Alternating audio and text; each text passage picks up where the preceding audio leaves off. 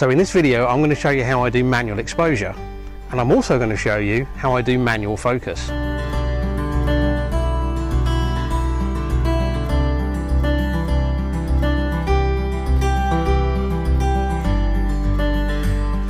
Hi everyone, today's video is something a bit different. I'm responding to a request that I've had to talk a bit about going manual. So in this video I'm going to show you how I do manual exposure, and I'm also going to show you how I do manual focus. Okay, so I've chosen to shoot this video kind of at the wrong time of day. Normally I shoot around sunrise or sunset, but the problem with doing these kind of videos at that time of day is it's often quite rushed, the light's changing quickly, there's obviously some pressure to try and get the shots in, and sometimes it's not the ideal conditions for shooting video. So I'm shooting this kind of late morning because I can spend the time to explain what I'm doing and show you all of the details.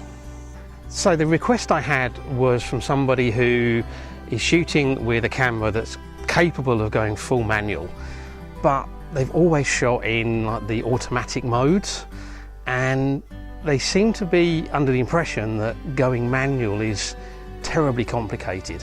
So I wanted to show you that it's not. I also just want to say that actually there's nothing wrong with shooting in like aperture priority. It can be a really good mode to shoot in for landscape photography. But there are times when manual exposure is a much better option. And there are times when it's pretty much essential. I always shoot manual for panoramas, and I always shoot manual if I'm doing focus stacking.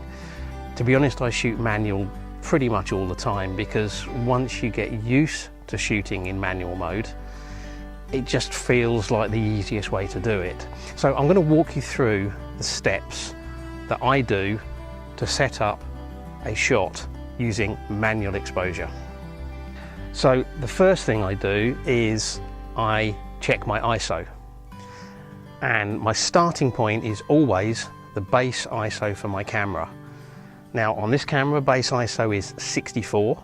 I know a lot of cameras have a base ISO of 100, and some older cameras might have a base ISO of 200. On this one it's 64. If you're not sure what the base ISO is for your camera, you can check the manual or check the specs online, but it's also normally the ISO that is the lowest you can get to, and it still displays as proper numbers. So on my camera I can go below ISO 64 into what's like an ISO equivalent, lower ISO equivalent, but they're not shown as normal ISO, they're shown as like low 0.3, low 0.7 and low 1. Those are below the base ISO, and they're not really true ISO, they're just a way of extending exposure time, but we'll come on to that a bit more later. Once I have my ISO set, the next thing I need to do is set my aperture. The aperture is defined by the depth of field that I need. So how close is my foreground interest, how far away is my background, and what aperture do I need to fit all of that in and keep it nice and sharp. My starting point is always f11.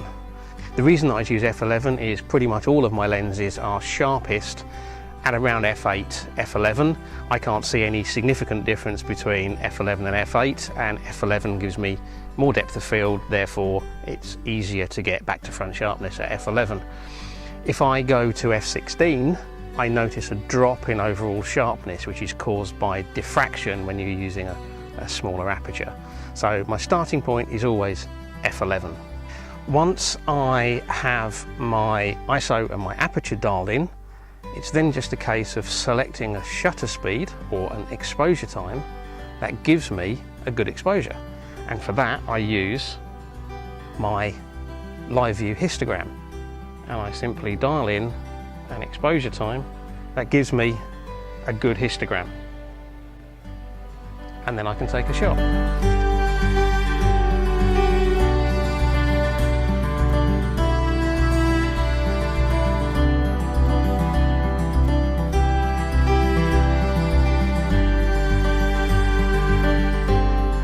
If you don't have a live view histogram, you will almost certainly have an exposure meter.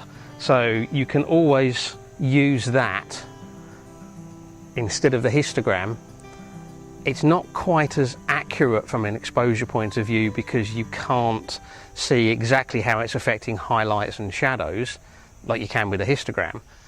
But it's still a good way to get your exposure roughly balanced in the 0 position, and then if you find that your exposure is too bright or too dark, you can adjust it afterwards.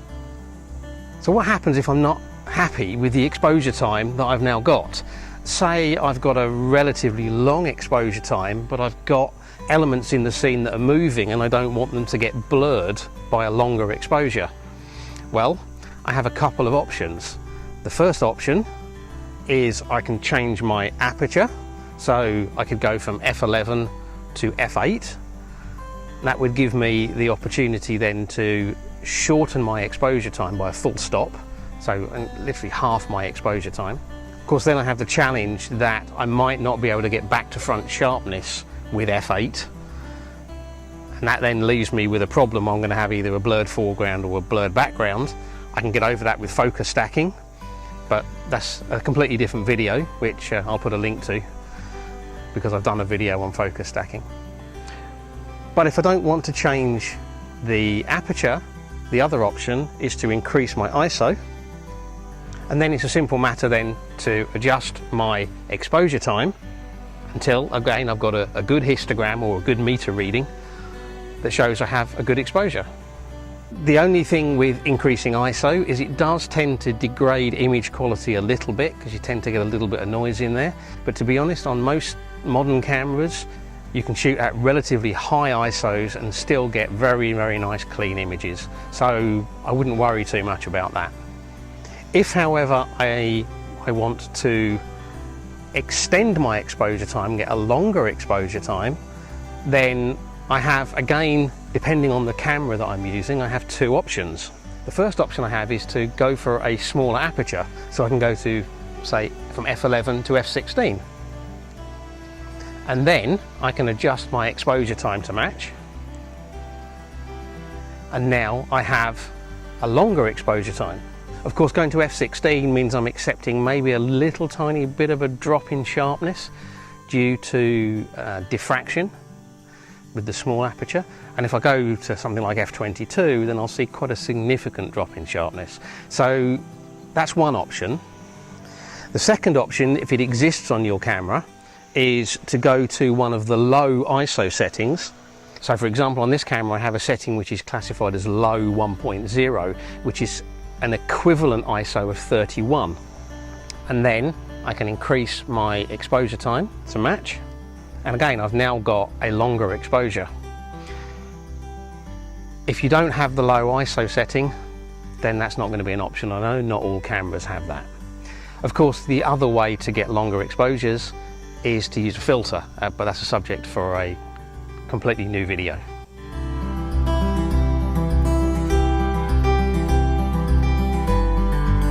Okay, so what about manual focus? Now again, I'm going to say there's actually nothing wrong with using autofocus, so long as you are in control of where the camera is focusing. Now that might mean using autofocus to lock in where you want the camera to focus and then switching over to manual, or it might mean using the back button focusing function if you've got that set up on your camera, so that every time you press the shutter release the camera's not trying to focus again.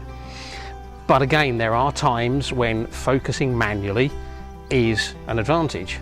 And just like using manual exposure, once you get used to doing it, you'll probably find you're doing it more and more, because it is actually really easy. I'm also going to say I don't have the best eyesight in the world. I would really struggle to manually focus looking through the viewfinder. It just wouldn't happen. But fortunately you don't have to, because we have the live view screen.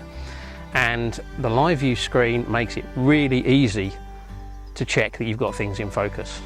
So with my scene set up, composition set up, not the greatest composition in the world, but it will do for this example.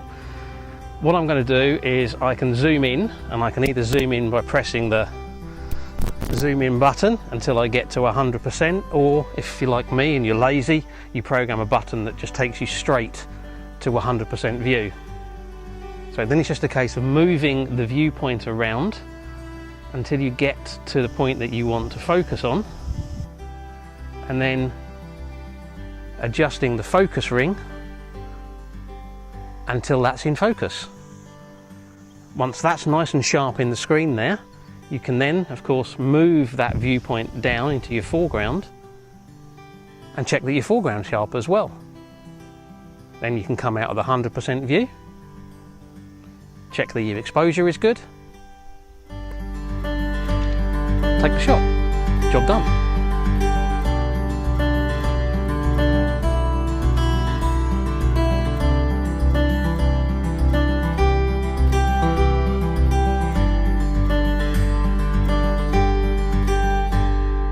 What's interesting is, and one of the reasons why I started doing this, is in low light conditions, shooting in the blue hour, that kind of thing, there are times when the auto focus on the camera just cannot find a focus point. It just won't do it. But with this method, I can normally get it nice and sharp. Okay, that's it. I hope you've enjoyed this kind of rather different sort of tutorial type video. I hate to call them tutorials, but just me telling you how I do things and hoping that it helps you to advance your own photography. Of course, you may well be completely versed in all of this, in which case you've probably switched off ages ago. Anyway, I've got another video planned. I'm not exactly sure when I'm going to do it, hopefully in the next week or so. I'm going to do all about filters. What type of filters I use, how I use them, how I decide to use them, and so on. So that will be coming up in a week or two, not exactly sure when. If you've enjoyed this video and you want to see more, whether it's the tutorials or the sort of more exploration and just going out and taking pictures videos, then don't forget to hit subscribe unless you already have, in which case thank you very much, I appreciate that. Don't forget that likes and shares help to promote the channel. They get more people watching the videos, and I'd like to get more people watching. I like to share what I'm doing. And finally, comments. I love to read your comments and I always respond, so the comments go down below. And that's it. Video over. I'll just say thank you very much for watching, and until the next video, bye.